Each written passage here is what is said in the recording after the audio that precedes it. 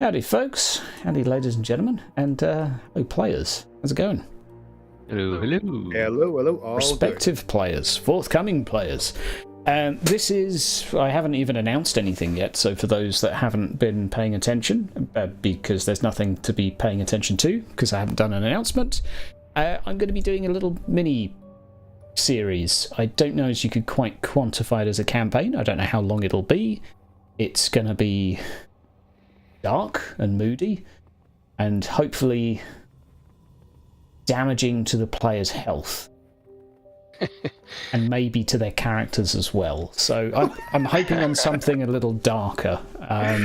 Maybe not quite Call of Cthulhu, but I want to go there a little bit, you know. So this is our session 0, and I thought, hey, we might as well throw this out there so there's an example for someone interested as to what might be discussed in the session 0, and I mean, maybe some of you guys have some creative thoughts as well. I'm obviously not going to go into too much detail, but let me first setting at you as players.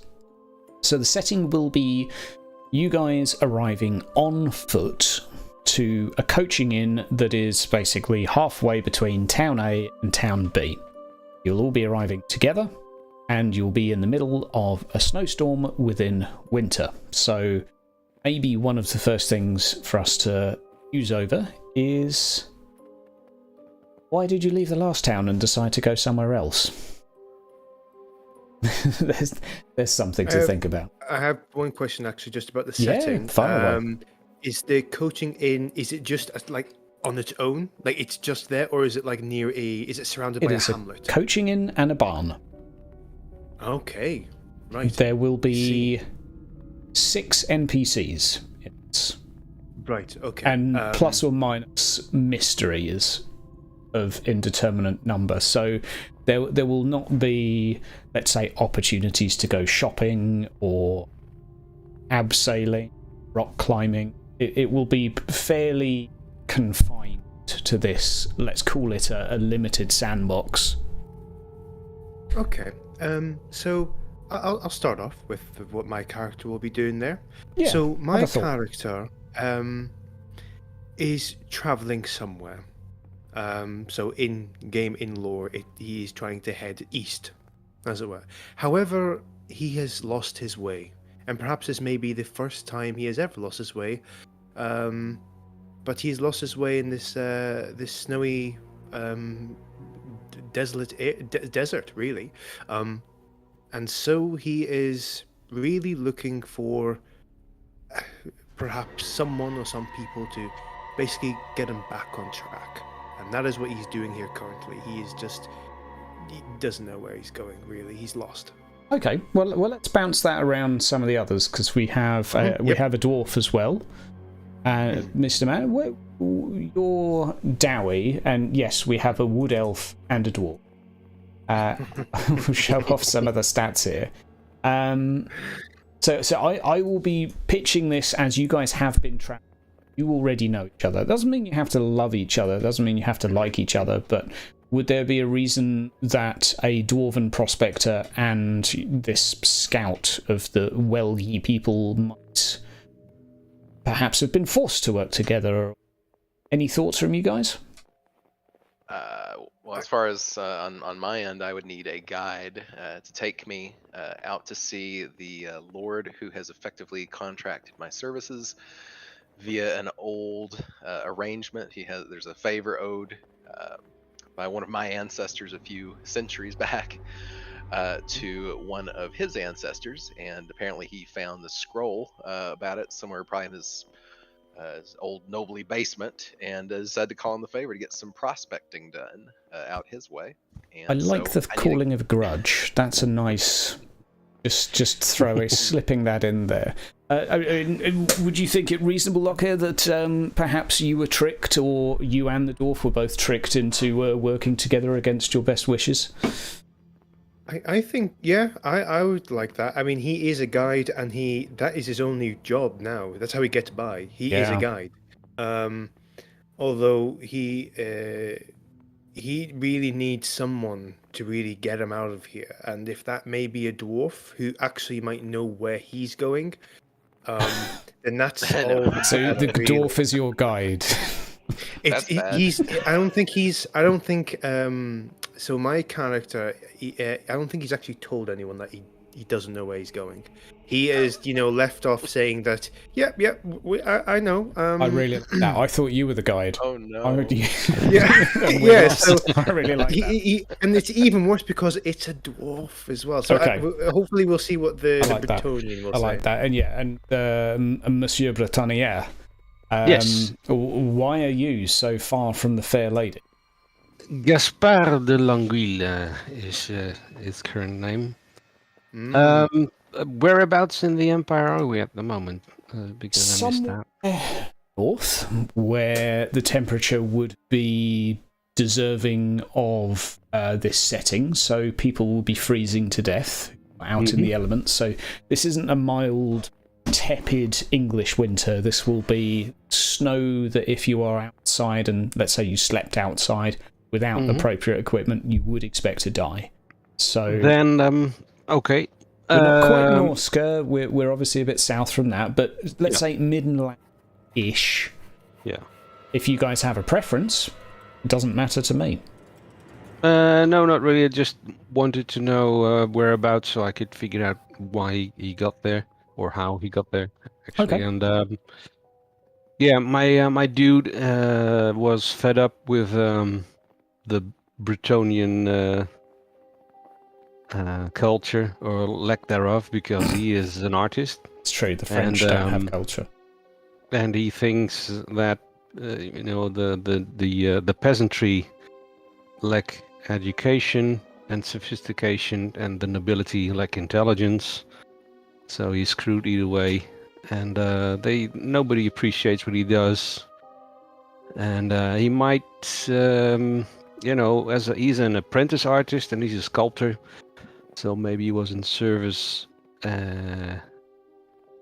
of some other master, and he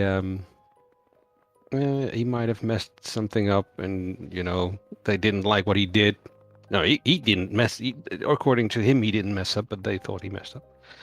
And so he left, and he left via ship, I guess, then, because Languille is a port town, and so we ended up in Meyerburg and went into Midland somewhere. So he's just finding his way because he thought, well, I'll go to the Empire and screw them. A wanderer, effectively, at the moment, which is totally fine. One thing I'll stress is that I think he will make his way to Altdorf, but he doesn't know where it is. Yeah, maybe he's looking for Altdorf and he's so lost, hopelessly lost. Yeah. I was thinking, so if we're further down south than it is, because my character is a wood elf, but he is from Lorne, and he is an exile. He was exiled out of his forest for a crime. Not as such a crime as such. He didn't murder anyone, but he did something that was not allowed in the forest, and he is now never to return on pain of death. He pissed against a tree. Yeah, he done something, man. Them trees, man. Those pine trees. But yeah, he's basically left. And I think my character, as I said before, was heading off to Cathay. And the reason why I actually chose Cathay was actually because I know for a fact, if I remember the old world map, you have to pass from the Empire east to Kislev. And so when you told me about the snowy environment, I thought going through Kislev would be a lot harsher and wild, as opposed to. I mean, it could certainly be Kislev direction. That would be, let's say like northeast of Midland into Kislev. Mm-hmm. The thing is the canon of there won't be canon of the town. There will be a coaching inn with a name. And while we're on that subject, actually, for those in the chat, I'd like some people in the chat to start throwing names of this coaching inn out. Players also have some too, but, let's get you guys involved too, because I haven't named it yet, so why don't you? we have a small coaching in, so the Prancing Pony, the blah blah blah, the Lost Hope, the World's End. The World's End. There's some good ones to pick from. There's some good ones to pick from, but there's not going to be a massive amount of canonical reference. I'm not going to have loads of stereotype Kislev or loads of stereotype XYZ era. It will be generic barman, generic bar lady. They'll have their characters, but it's not going to be, let's say, really rich in local canon. It will just be, this is somewhere that you could place anywhere, but we need to explain what the weather's so bad.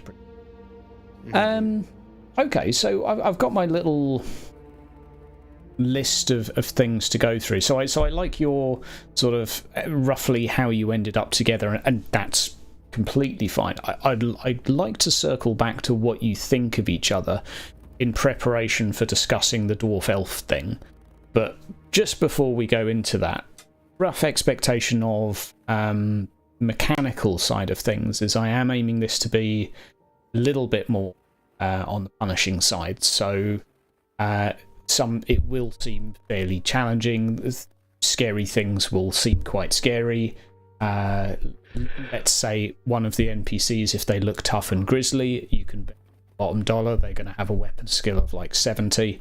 So it's going to be not just crappy NPCs that if you both wanted to jump on someone that's looking a bit skinny, I'll of course give you clues and cues. So I will say that someone is a big burly dude, and if they're a big burly dude, they'll have the stats of a big burly dude, etc.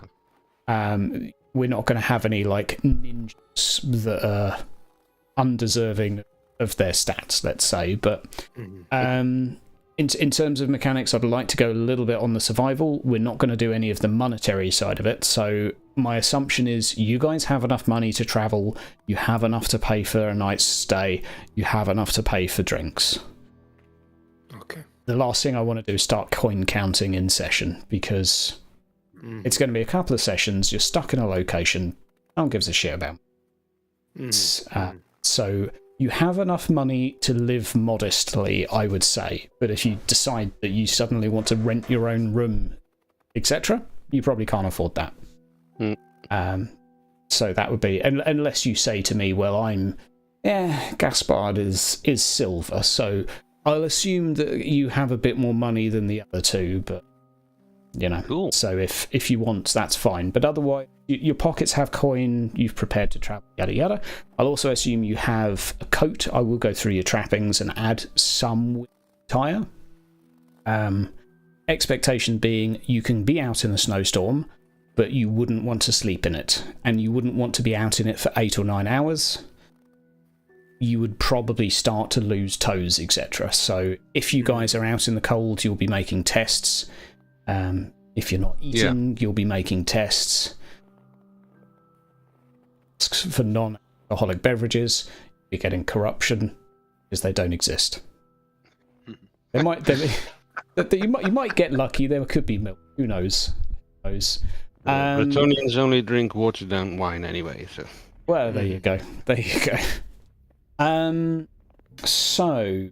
Interracial reactions, so dwarf elf. I would like to use the animosity rule, which isn't as bad as it sounds. It's basically, if you are caught off guard by this elf, Mr. Matt, you might have to pass a test or be aggressive towards him, either in action or verbally. And when you say go ahead. Smack him on the head.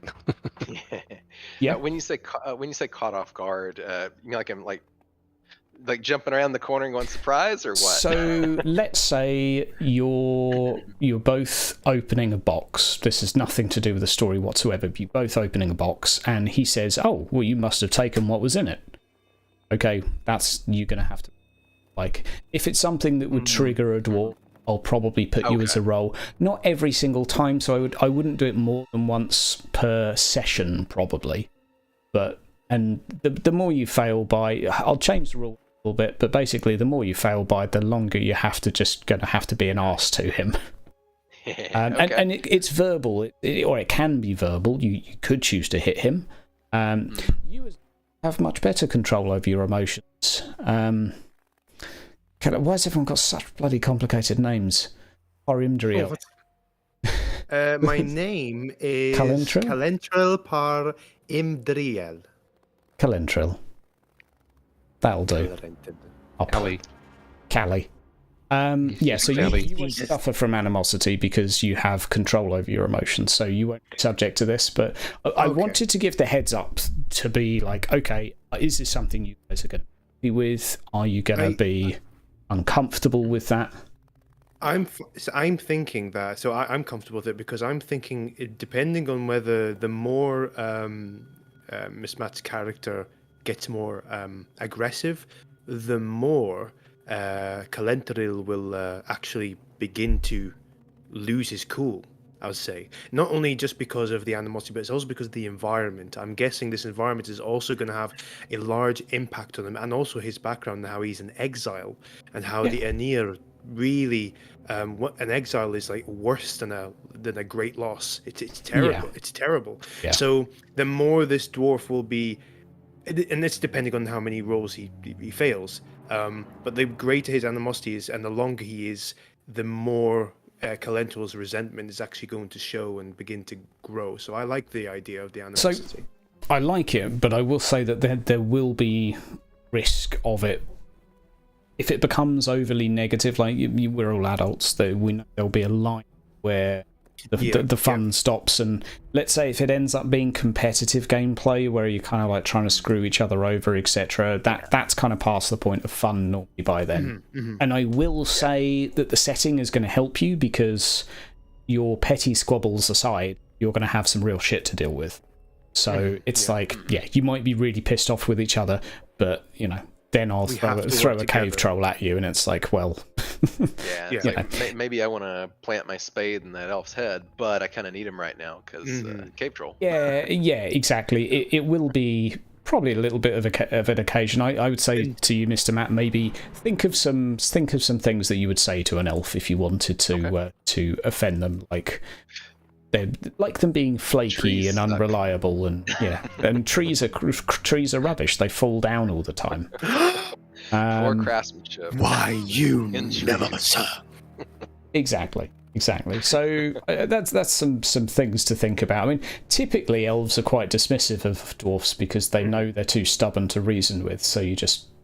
I'll just be saying, is that some dwarvish joke I'm too superior to understand?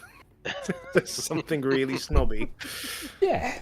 So, I mean, that I think that's pretty much all that needs to be said. But I'd like to use the animosity because it is a fun thing to bring the dwarf to life as well. But I'll also be there with some rocks to throw at you if you get too tense. Also, there are other NPCs, so they'll probably throw something at you. Probably don't get to see it very often either because the randomization humans are usually the whole cast. So it's rare to see a dwarf and an elf together. Yeah. I mean, it is, but this is a rare situation, so it's fine. I think over to you. I was just going to say, I think the fact that we are not fighters. None of us are fighters. Yeah. We're all like average in our own races. So that makes us even more of a nightmare, I suppose, come to life. And I think, oddly, although elves are typically some of the best keeping their your dwarf is cool as a cucumber comes to his cool stat. He'll probably be the only one shitting himself. On that note, there will be lots of corruption. So I'll say now, it will probably be predominantly because mid-session mutations aren't going to suit this. We'll be going lots more into the mental corruption, but expect probably by the end of the second session to have your first mental tick. So there will be probably lots because there's not going to be that many sessions, and the idea is, as you said, your characters will likely be damaged after this. And if I don't want to throw token combat at you all the damn time, just because it kind of doesn't suit the Cthulhu-ish vibe that we're pitching here. So there will be other types of obstacles, and there will be just lots of corruption tests, basically. So it's a case of I'm saying that now just so you're not like, oh my god, I'm on 4 corruption after the first session, I need to re-roll my character because first world millennial problems, you know. It's just expect them to maybe go through some shit and wear those mental corruptions with pride if you get one. See it as a badge of honour. You can use your reroll to avoid it if you want to, completely fine, but I just want to set the expectation so you're not like, oh my fucking god, we're all falling to pieces here. That's the aim. Alcohol will incur some short-term penalties if you fail your tests. They won't be long, it will probably be for the remainder of that scene. But equally, if you don't drink, you'll be having to do other tests. So it's like, don't avoid drinking entirely because you don't want the negatives. Just play it, and if you don't drink for the whole time, you can pass out and have fun. There will be gore, there will be blood. I don't think it will upset anyone, but you know, I'm trying to teeter around without saying what there will be, but might be a little bit graphic. I don't think anything will be upsetting at all, and we're not going to be going on to any taboos. You're not going to have like a cult of Nurgle rapists or whatever. It's going to be fair. Yeah, I know. Spread STDs. It's not going to be heavy going and touching the taboo subjects. Like an NPC might be a bit of an arse, but that's as heavy going as that's going to get. But I guess where I'm going with that is that there may also be an element of, I'm going to try and get a good balance between player agency and not having too much agency because kind of the victims of something. So I don't want it to be a complete railroad, and it won't be like, here's everything you need to do. It will be open to you guys doing what you want to do completely, but there will perhaps be things where life is thrust upon you, things happen that you know you don't have control over, but that's, I figure, just part of the nature of the let's say the horror aspect. So I don't know, let's say you do an intuition test straight away, you get your ideal result. There will probably be a later on if that person turns around and stabs you in the eyeball that you didn't see it coming, for an example. So I'll.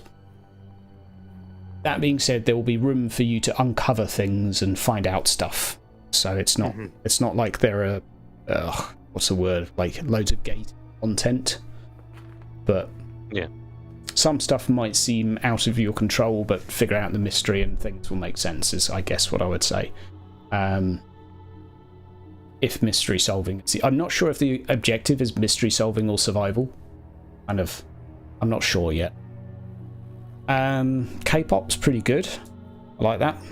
Player autonomy, talks about that. Who's talking, who's rolling? If you're talking to an NPC, you're rolling. Simple as. Doesn't matter who's got the highest fellowship. If you haven't said anything, not your dice. Just to set the expectation right there. Big mean GM puts his foot down. Dick.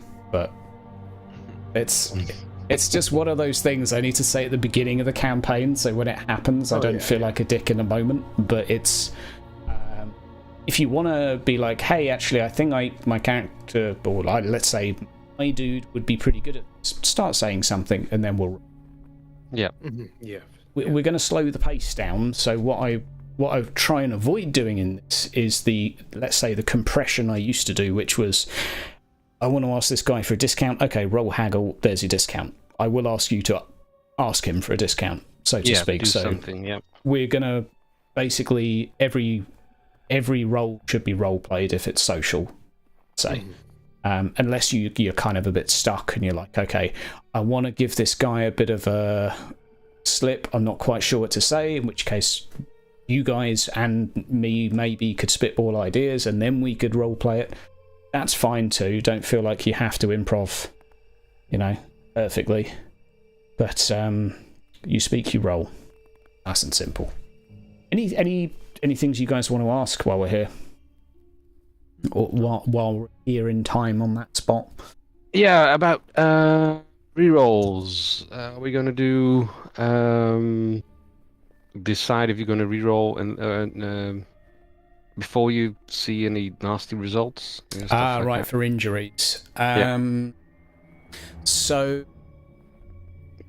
for the rerolls, I'm not such a fan of.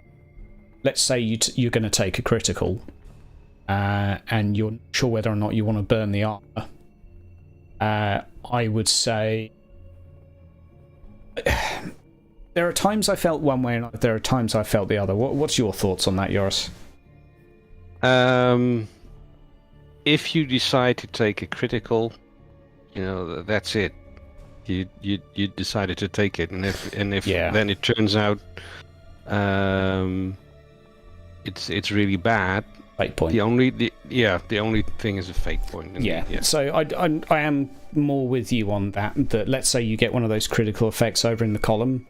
I want to know if you're re-rolling it before you click on what it is. Because if it's a stub toe and then you're like, nah, actually, I'm not going to bother with that. I'll take the stub toe. It's kind of gamble or don't gamble. Okay. But that won't have too much effect. But it's also maybe the same for fumbles. So if you roll a fumble, just bad stuff in general. Say if you want to re-roll it before we follow through and find out what the fumble is. Because if it turns out it's a convenient fumble or a less inconvenient, and then you're like, actually, I won't. Then I do want to.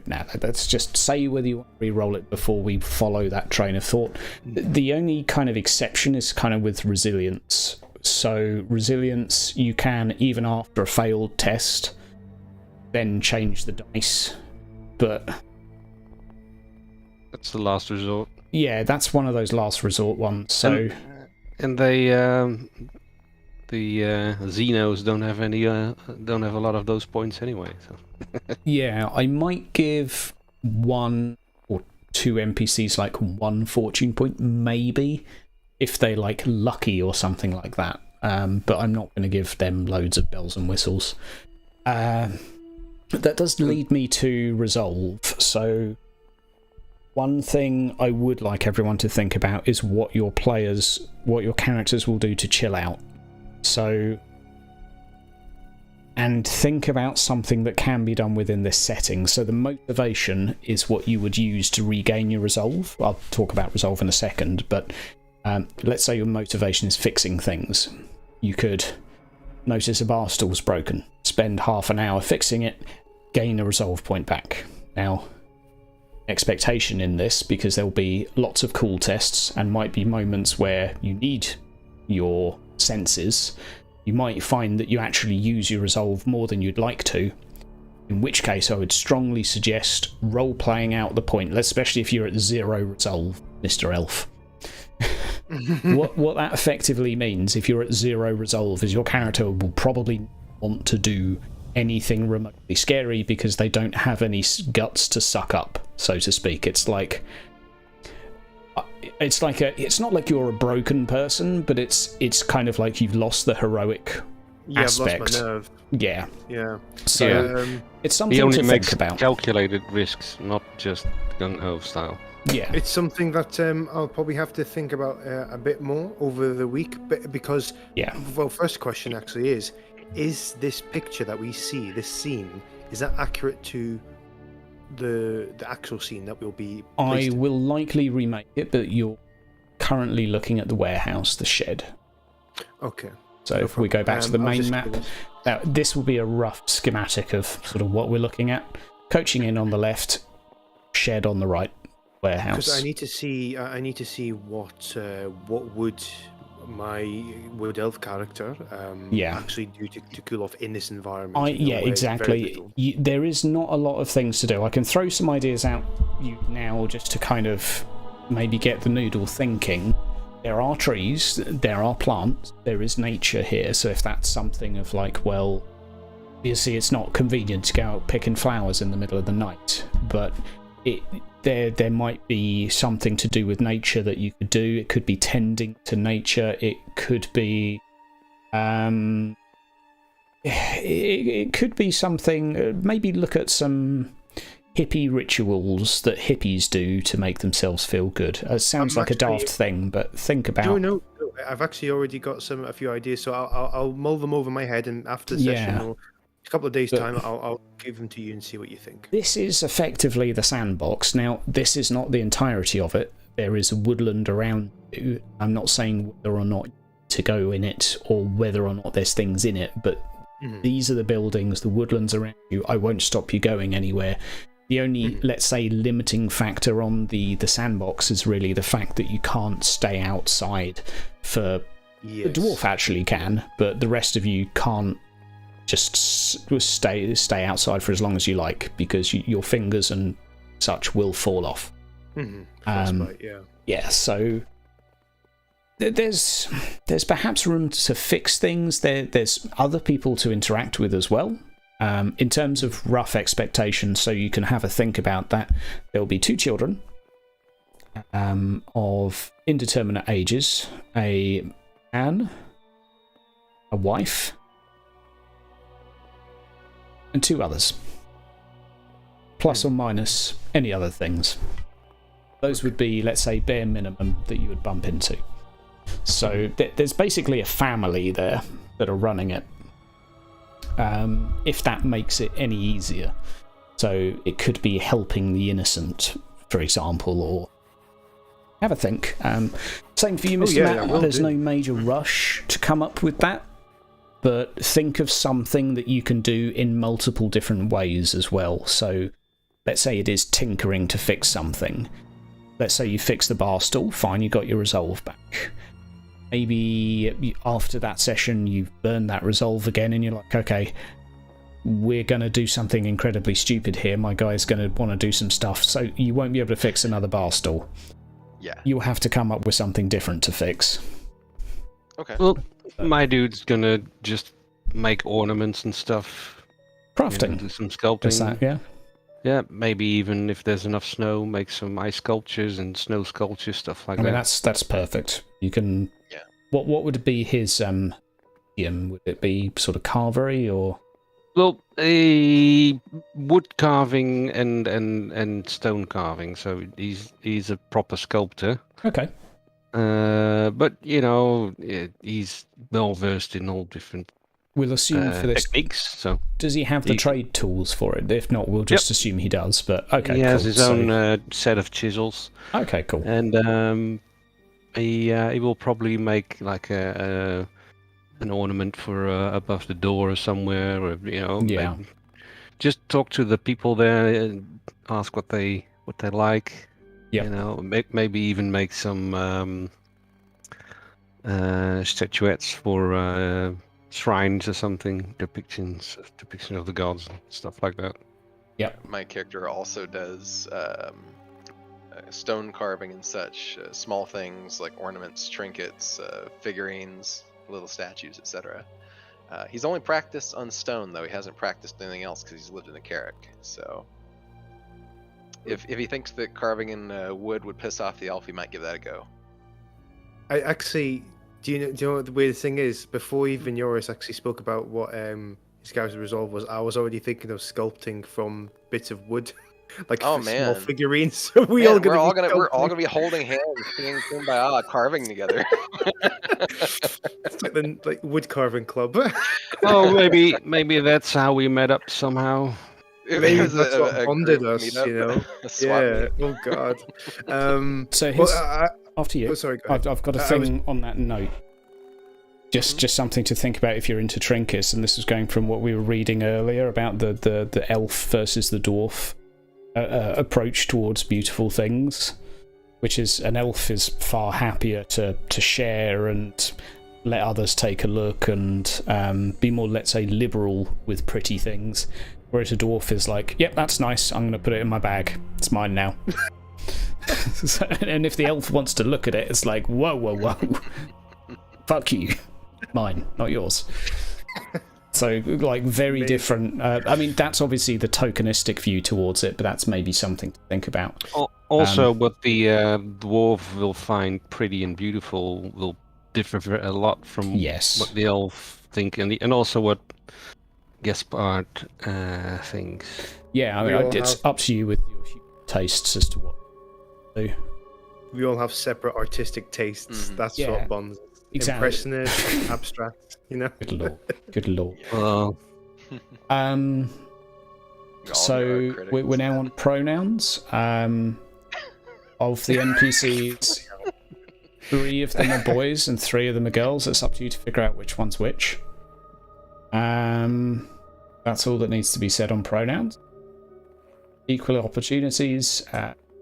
The dwarf gets more rerolls than the elf, so superior rates confirmed. Climate change. Equal.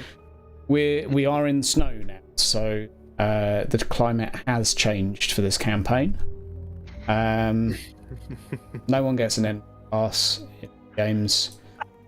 Yoris gets more money, so that's your pay gap. Who's in charge?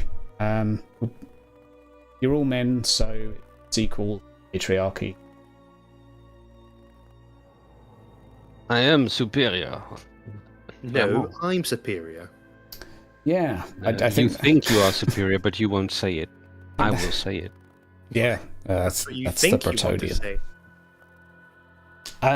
I think that's the majority of what to sort of ponder about. So the things I definitely will need from you guys is how you get resolve back. Now the importance for resolve, just so you understand the mechanic, is if you are subject to let's say a terror test, you could use resolve to either remove terror condition or broken condition, which isn't particularly that impressive, or you could ignore psychology for 1 round and do whatever you want, in which case you might during that round then overcome the test as well, so it kind of might buy you some time.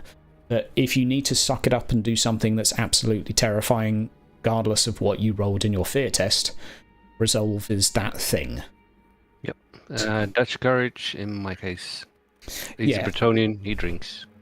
I will probably give some bonus to fear tests if you're slightly intoxicated.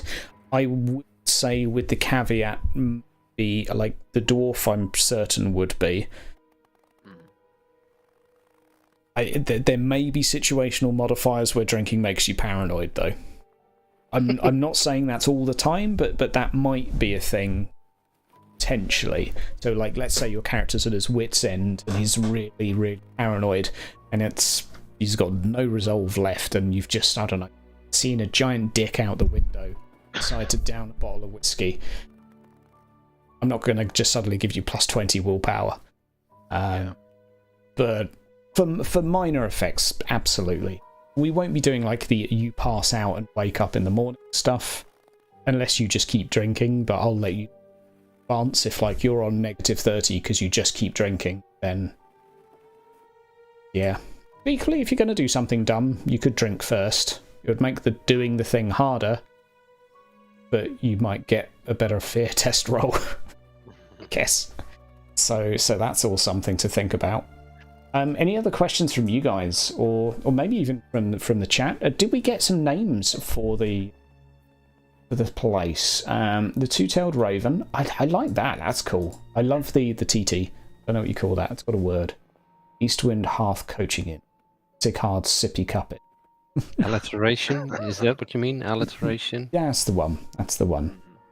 If it wasn't such a serious campaign, you could go with Innsmouth.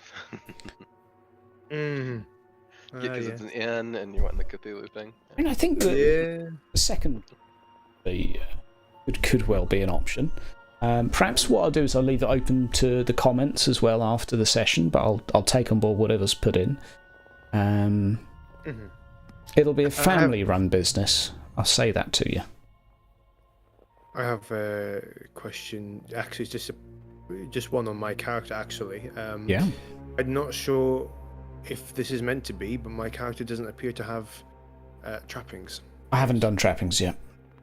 Oh, right, Yeah. okay, right. Just double check. I've barely done anything for this yet. So in the next No, week, it's I have NPCs and maps and all sorts to make, so it should be fun. Okay.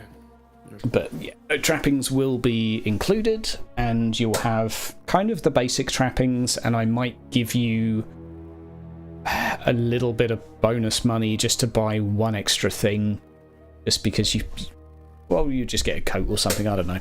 I'll give you a message on that one because it makes more sense for you guys to be kind of basic bitches in terms of the setting. Don't want to be running in a blunderbuss.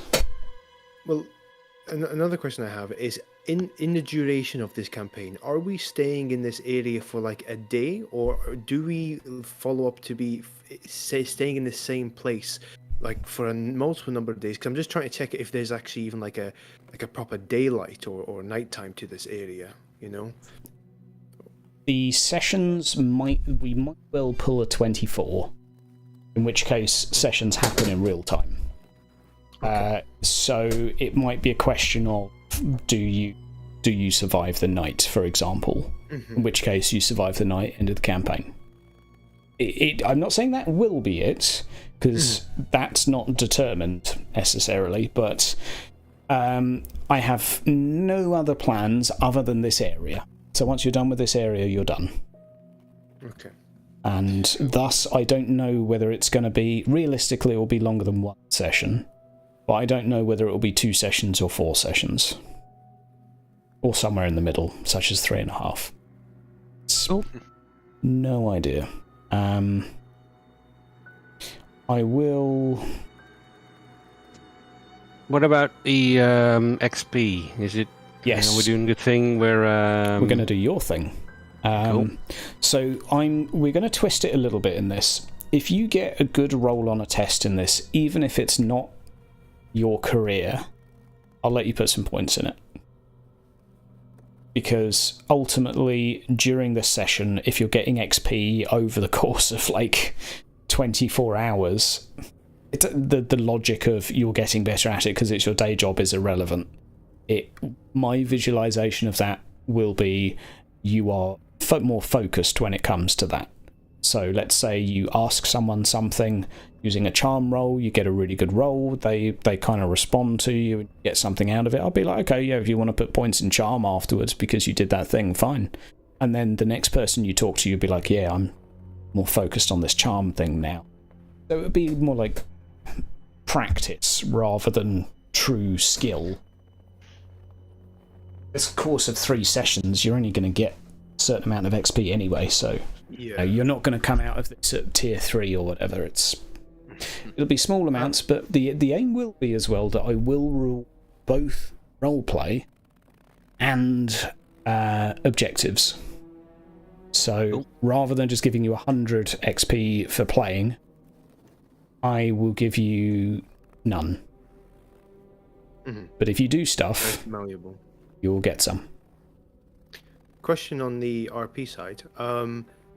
How does Joris's character feel about a wood elf, actually? Because the wood elves, as I recall from the lore, I know I'm going to the lore, I know it's not necessary, but just to see how he reacts, I believe Bretonian wood elves are a lot more hostile than lore. So you've got the whatchamacallit, Ethel-Lauren or and the Fey Enchantress and the Fey folk, who are basically wood elves, and the nobility, they worship the lady, who is also probably, it's implied that she is a, well, in the lore, in meta, it's implied that she's also a wood elf. But the peasantry, they don't do anything about that, with that. They basically seen elves and they see the Fey folk and they say, oh yeah, they're probably elves, and they worship the same gods as the as in the Empire, well, except not so much Sigmar. So he despises the nobility and their Fey folk. So as an extension of that, he's not too keen on the wood elves, probably. So he would be more on the dwarf side of when it comes to an argument and has to do some arbitration. But he's also like, well, maybe they are magical Fae. So he's not entirely sure that because he's also the courtier class, so he's had dealings with the nobility. perhaps, and so he's not entirely convinced that they're not that they're just wood elves. So he's wary of elves. Okay, right. Cool. I just want to know really just to see what, as you said, what side will he lean more on? Yeah. Given his background. Okay. Yeah. Nice. But in Bretonia, the well, just non-humans in general are not that common. Even halflings and dwarves aren't that common. Mhm. And the relationship with the dwarves is not as good as in the Empire, so people also have a certain disdain or distaste for anything non-human, really. Ah. Yeah, nice. Yeah, no, cheers, man. I just wanted to really know what is his views on, as being a human not from the Empire. It's quite cool to have someone who is foreign to the lore have a perspective. Yeah. Yeah, very much so. Very much so. I think we're pretty good. I'd like to know if there are any questions from the chat. Someone did ask, "What's your thing?" So I would ask for clarification on that, if that's all right. Is there? I'm going to look at the GM screen as well, just for any other ideas of things that I might need to talk through. Dooming or Say again. yeah, what he means with thing, or is it like a What's the big bad? Or Well, it's a naked what's witch, your obviously, isn't it? character's- what's your gimmick or Yeah. your tick or whatever? Your character's thing.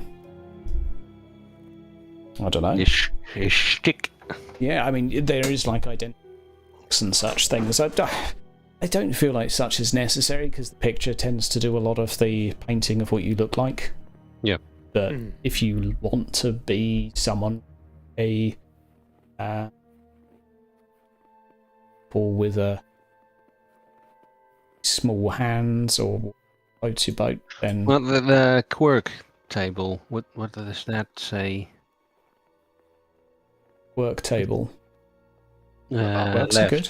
Left. Oh, you're talking about. Oh, right. Okay. Other left. Yeah. Other left. Yeah. This left. Oh, you want me to drag left? Drag the thing to the right. Yeah. So we look left. Yeah. Yeah. There's fucking quirks. I see him. Left. It's on the left of the page. Bottom left of the page. I was going left, and you said go the other. No. Oh, there. Yeah, I started to go left, and you're like, no, the other left. So I started going the other way. I was discovering a different method of XP delivery. Tim. Right. This is basically dependent on player achievement and roleplay. So basically, they're good role players, so they'll get some XP for that anyway. But if they figure something out, if they convince someone of something, anything that you could say was an action they performed, absolutely fine. And what I might suggest is after the first session, then you guys could maybe set a short-term goal, though the difficulty with that is that, let's say you set a short-term goal of convince this person to do X. It's all very well and good, but you might wake up and they're dead in their bed. So, yeah, I don't know. I think It's Tim, the difficult. thing I get in. The thing is, he was referring to the way I do XP in when I GM. Right. That is basically your career has some tagged skills, and you can put normally you can put experience in that. But let's say your character has ranged black powder, and the entire session you have not fired a gun or done anything remotely to do with shooting. You're not going to put 10 points in that with your experience because it doesn't make sense. Yeah. So if you have to use the skill in the session to actually justify putting points in it. That's my thing. So I like that. Yeah, I'm going to take it one step further for the sake of this, because careers won't be relevant. Is if you do it even if you knock someone out in one hit, you want to get strike to stun afterwards, fine. Buy it. We can be fairly. Obviously, there'll be a limit if you want to get combat champion because you wrestled a squirrel or whatever. Take a corruption point. But if you want to do stuff for this thing, careers aren't necessarily that relevant.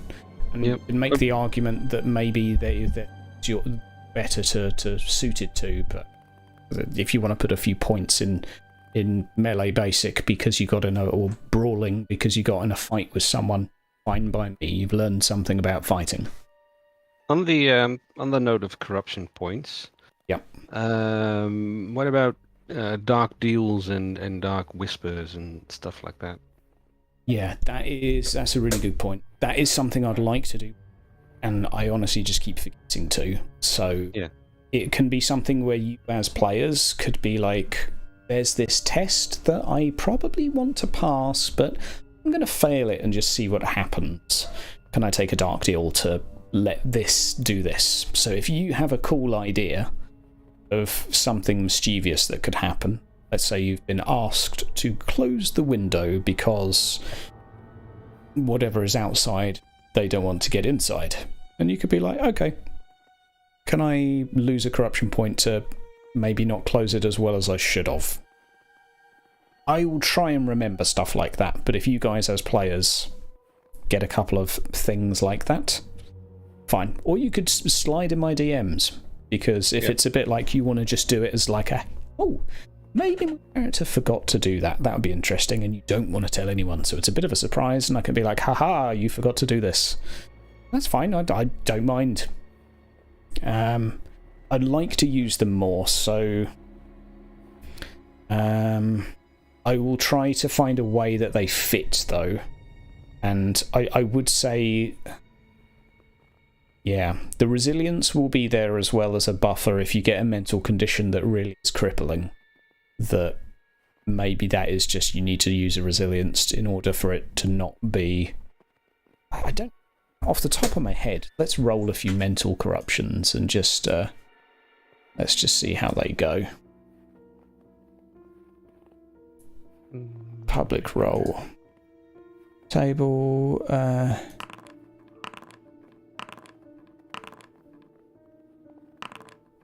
Worry jitters. Okay, let's just click a few here. There you go. So a lot of them are just stat modifiers, which is fine. They're not all that. Some of them actually have more, let's say, role-play-ish aspects. Yeah. And some of them come as a trade-off too, so you might lose one thing and gain another. But I would say, sake of your personal narrative, after this is finished, they may be things that the character recovers from over the next year or two. But we're not going to be rocking this character exactly. After hugging enough trees, you eventually... I mean, view it as a horror film where it's like, you're going to come out of this, you're going to be messed up, you're going to try and get scarred. Yeah, exactly. So that's my hope, is that the corruption will be raked in, and you will be able to avoid some of it if with your actions. Some of it will just be inevitable because bad things happen in Warhammer. There was a question as well, is it going to be more difficult to GM than the other campaigns? I don't think so, because I did a few sessions we did the Spooky Mansion in Season 1, and I thought that was completely fine. I liked that. Yeah. I was comfortable doing that. I'd say it may be a bit of a stretch on my ability to do graphic and grim descriptions, but I don't think you need to be that flowery with your language and vocabulary to paint a picture of something horrific. You can, if you use your flowscape talent. Exactly. The flowscape talent I've got. Do that. And pictures. And some spooky music from our favourite composer, Kevin That does a MacLeod. lot. I do need some sound effects, actually. I really need some sound effects, because you can't do a creaking door the same way. The ones on YouTube are shit, by the way. Yeah. I might have a pack. Okay, I used to do audio direction. I might have a pack of sound effects that are bought and licensed. Our resident Foley artist. If you have one of those, that would be great. I would like I'll have a rifle. I'd like a sound of a dwarf being decapitated. The sound of a dwarf having his hairs pulled out of his beard one at a time. See what I can do. This campaign is not looking good for me. For the sake of fear and terror in this, I'm not going to do the thing where you pass your terror test, you're still subject to fear. But the difference will be if it's a fear roll, get the however many broken conditions as its fear rating. Whereas terror, if you fail by 6 SL, going to be running and hiding in a cupboard for the next minute. Or days. Yeah, in the game it's like 1 round per broken condition, which is pretty quick. But, all your friends might be dead by then. And then you might fail your test again, I guess. Maybe. Yeah, because you lose 1 broken condition at the end of the turn when there's no... When the scary thing is not visible. Yeah. So you... And failing your terrors, also have a... Just to think about in terms of mechanics, because you can be like, oh no, I failed my fear test, I have to use a reroll to pass that. It could just be that you guys all agree to run away. That's fine. That's like... I think... Cool. What I love about this is the fact that I think by the time we begin, we've all agreed. I think we've all come to an agreement that we need to work together. I think we've all came to an agreement, as gruff as that was. And with these roles, these terror roles and these fear roles, that could prove to just break us apart. And just seeing some of these mutation types, I'm just looking now. It's quite interesting to see how these corruption rules are actually going to influence our characters and break the fellowship, as it were. Could be. Or even the opposite. Could even be starting out hating each other because of our the racial differences, because each of us is a different race, and then as the shit hits the fan more and more, it's like maybe those differences aren't that big of a problem. Gonna be brothers in arms. It could be. I would say too far in either direction probably won't be as satisfying, and there's more danger with too far in the we all hate each other now. But what I will say is there'll be enough stuff going on to make you want to stick together for your survival. So there'll be enough to kind of let's put it this way. Let's say you two argue with each other.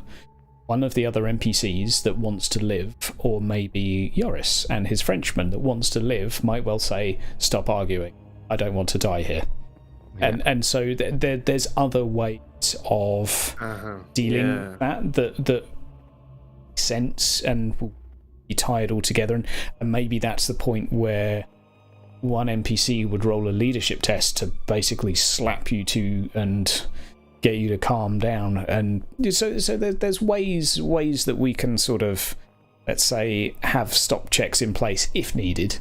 But the aim is if you guys are having witty banter with each other and complaining about the other person's lack of beard or whatever, and you're having fun, obviously roll with it and enjoy yourselves. It's just I guess I'll be there to think, okay, if we get to the point of awkwardness, I do have a idea which it will be fantastic, and I can't wait to use it, but I don't want to tell you what it is. We're pretty sure that means it'll be fantastic for you and not for us. No, very one-sided. No. It will be good. I'm using a D2 for this one. No, it won't be any dice rolls. It will just be a thing. I'm excited for this because I've got a thing that's happening. I've got stuff going on. I've got some NPCs. I don't know their names yet, but I know who they are. So we've got some of the prep. They need tokens. They need stats.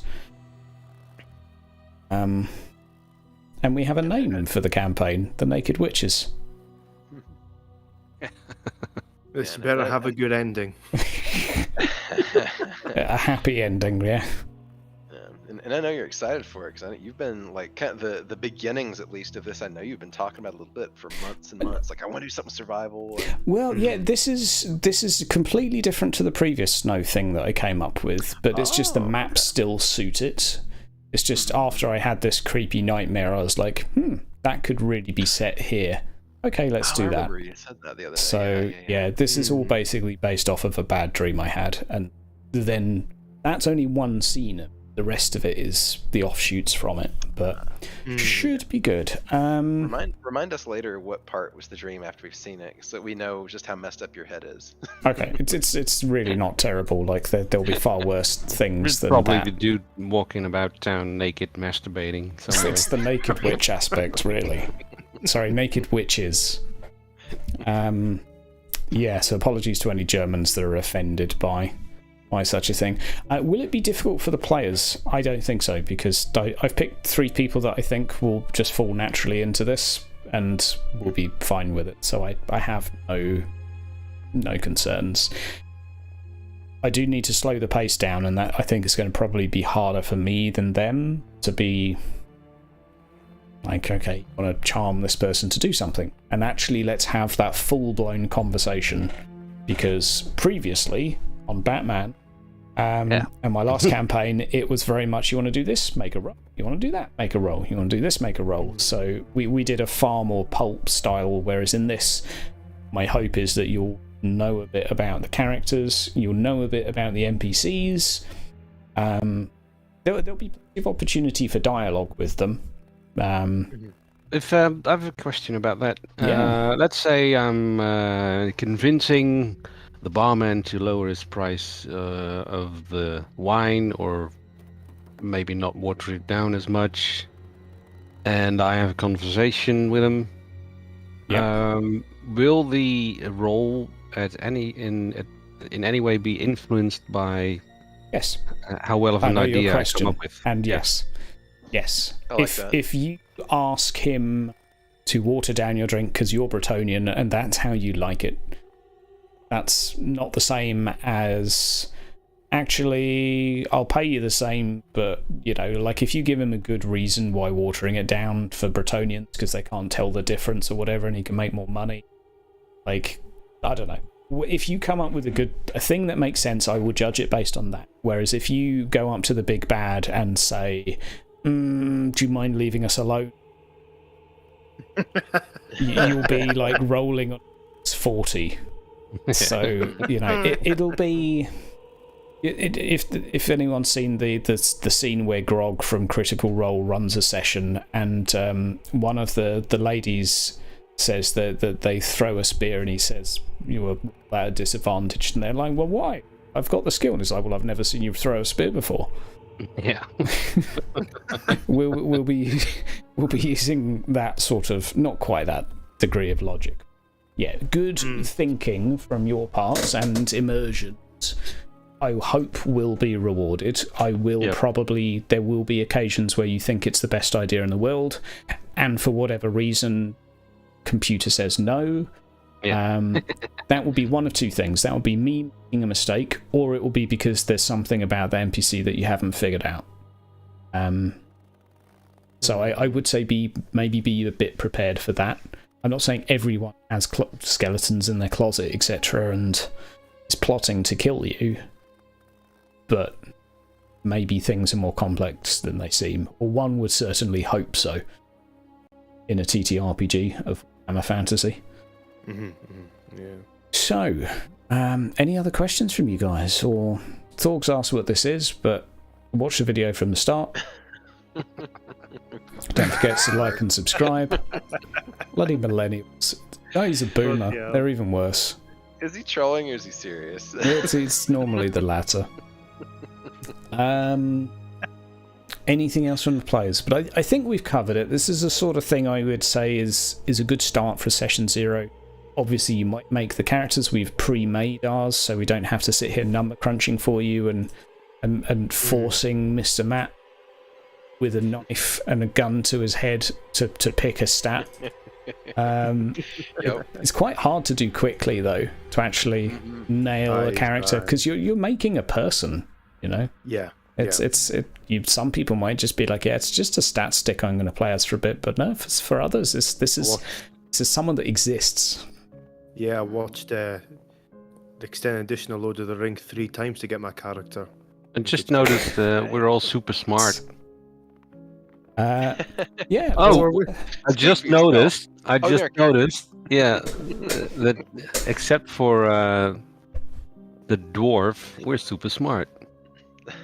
Oh, so we are. Oh. And I'm actually smarter than the elf. Really? Yeah. And I as the dwarf am physically the weakest, I think. So, Yeah, I think I mean, Least strength. the elf No, you have has 60 toughness. initiative though, so Insane. by the time yeah, you got that's up how to many- get a drink, the elf has already gone and got it.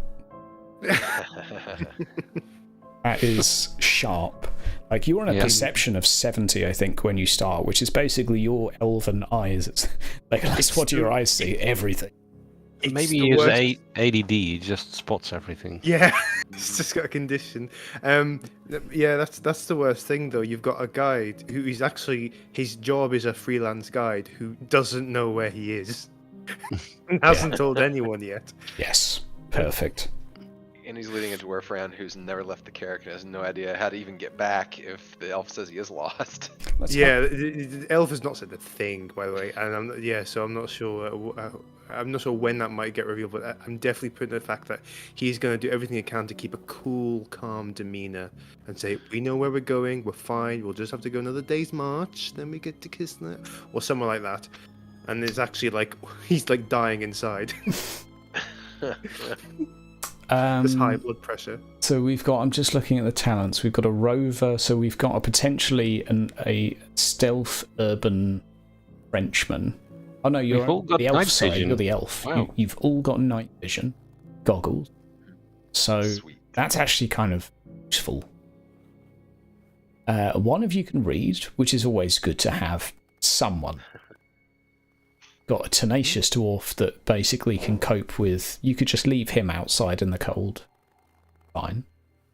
For twice as long as the others at least. So let's say that they roll a test and get 3 SL so they can last 3 hours.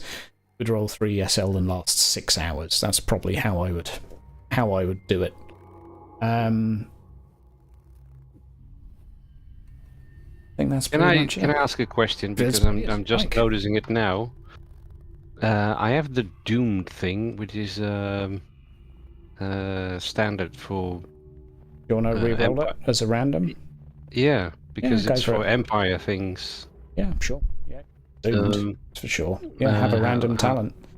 How are we gonna do this? Is there a talent table? Probably. We'll do the character creation and just pick the top one. Oh, talent. Talent character creation. Cool-headed. There you go. Nice one. I just dragged it over. Cool. That is, what, +5 willpower? Yeah. That's, Cool. I'll take it. I mean, that's 32 to 37. That's no joke. Yeah. Everyone might be dumping their stats in cool for the first and second session. Guys, we need braver. You in at the creaky chair? There will be creaky chairs. I've got one NPC that I forward. Yeah, I'm looking forward to this. Should be a bit of fun. We start next week at usual time on the Monday. So the Fridays are still going at the moment. Don't know how much longer for. One session plus. And this will run for a few weeks on Mondays. They will stay on Mondays. We might have a few Fridays off. I'm not sure. After this, I'll probably do something else with the 3 of the players or see who's available. We'll see. But for now, I want to give this a go. And if it turns out more cup of tea, I do memes venture a bit more down this road. We'll see. I don't want to go too try-hard edgelord. But equally... Just one question for me, because as you know, I'm new to really learning the internal like talents and skills and understanding them a little bit more. Far away. Would it be all right to export my, because I've got Foundry myself, to export my player character and just send it to me on Discord so I can. Yeah, I'll ask Eirich to tell me how to do that. 'Cause I have no You can idea. do it yourself. You can do. Can I? Yeah. Right click. Oh, so I can. I can just right click and press export. Ah, that's right. You're doing the chat thing. Yeah, there we go. Done. Okay. Never mind that. Never mind. I'd say there's another thought. With regard to the environment, say none of you have a weapon. Go and pick one up. Don't be like, my trappings are my trappings. You know, if you're fighting for your life or whatever, think about the environment. we'll try and do as much yes and as possible. So if there's a log pile, you say, "Oh my god, is there an axe there?" Probably, unless someone took it inside, so the axe wielding maniac didn't have an axe, who's outside, But we'll try and do as much yes and when it comes to the improv. Same with combat. Don't feel that like slap attack is the only thing that you're allowed to do to enemies. You can do whatever that might make sense to you. So my suggestion is to forget the rules and picture the situation and think what would be cool to do in that situation. Just system agnostically. My character's being jumped on by a ghoul. What would you like to do? It could be grab it around the neck. It could be try and actually grab a stick from my side and put it with two hands like a handlebar to stop its teeth reaching me. It can be absolutely anything like that. It all converts into rolls on here, and you're not just going to get insta-gibbed because you didn't deal damage with your hand weapon. So, equally, if it feels appropriate to whack it, but just don't feel like that's the only solution. Yeah, it's not just clicking the buttons on your thing. Also thinking, like, what would the character do in this? And I don't think we made any characters who are, like, particularly, aggressive or, aggro and things like that. So we have to think, what would our character do in that situation if we've never seen a ghoul before or something like that? Yeah. It's good to play into your dice as well. Yeah. I don't think... Yeah, don't worry about party wipes and this, that, and the other. It'll be fine. You won't be, but it'll be fine. And your characters might not be either, but it'll also be fine. They're going to be in the Altdorf Institute for the mentally insane. It should be okay. Should be okay. I think it'll be good. I've got a few things. Be excited. This is good. One thing I like about doing this is it gives you a little bit of a gives you a shot of Butter's creamy goo to just get the energy to get out there and do your damn prep. So that's what needs to be done. I may well stick with these maps because I do quite like them, but I also might change them because I want more grass. But Flowscape keeps crashing when I put as much grass as I want, so that's kind of a problem. I'll try and get those sounds for you. Yeah, that would be great. Like I'll have a look for them. Creaky door, thing, door slam, chair, any of the old classics, and we'll just figure out. Oh yeah, I've got loads of screams as well, if you need them. Oh, of course. I know that looks super dodgy on my computer as well. I think there's a file just called I collect them. Jesus, I feel so dodgy. There's worse things to collect. It's legal, at least. Are there any other questions from chat before we wrap things up? Because we've done hour 15, which is pretty much what I thought might be the case. Because we've already done the character creation, it's really just a question of us having a bit of a natter through what it might be like to set expectations, so players are up to speed with that. I think we've gone through the stuff that we need to. We've got a rough reason why you guys are together. As said, no one to interrogate you on what together. It's just going to be a thing. The NPCs will have as much story as you want to dig for. So, if you want to dig a little bit, dig. It's up to you. And we'll see. We'll just see what happens. I do think it's good for the players to know the genre, and all I can say is that I'm not quite sure if it's survival or mystery. Like thriller horror, survival horror. It'd be a mix of all. Yeah, exactly. It's both of them. I don't. How it leans will be more down to you. Mm-hmm. Yeah. As to, I'll try to pick up on the vibe and run with it rather than But that's where we'll be pitching it. So nice slow pace, lots of talking. Thinking we'll probably be sticking to 3 hours, because I think if it does turn out to be quite intense, I think the shorter session will work better. Just because, you don't want to oversaturate someone's fight or flight systems. But it shouldn't be 3 hours of just pure tension. But we'll see. I guess it's all sweating on their heads. That's on you. If you want to just go sit in your room for a bit and play spoons and chill and be like, okay, what are we doing? Let's play spoons and chill for a couple of minutes. Yeah, guys, my motivation is actually building towers out of pieces of wood and then unraveling them slowly, so I'm just going to go upstairs for a bit. But that would be one thing I would make a final note say might be good to play on, because if you're constantly chasing, maybe there isn't something that's too time sensitive, and it might be good in those situations if you have used resolve to actually think, okay, what could I do? And think about this maybe between the first and the second session more so, but think, okay, what could we maybe do that isn't going to be super intense, that we could spend 20 minutes in the session doing? You guys could agree to all chat through your options while playing a game of cards with a drink. As an example, whatever examples you like, but don't feel like every scene has to be unraveling the plot and moving it forward, because at some point you guys will need to not be engaging with the horror, let's say.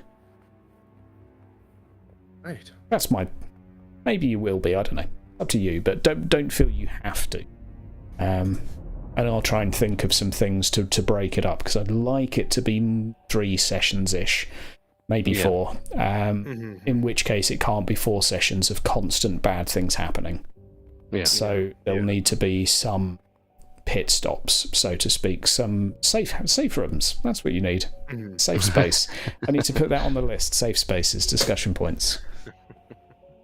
So we've now discussed patriarchy and safe spaces. I spelled spaces wrong. It's fine. Welcome to the campaign of the Naked Witches. And we will see you all on day.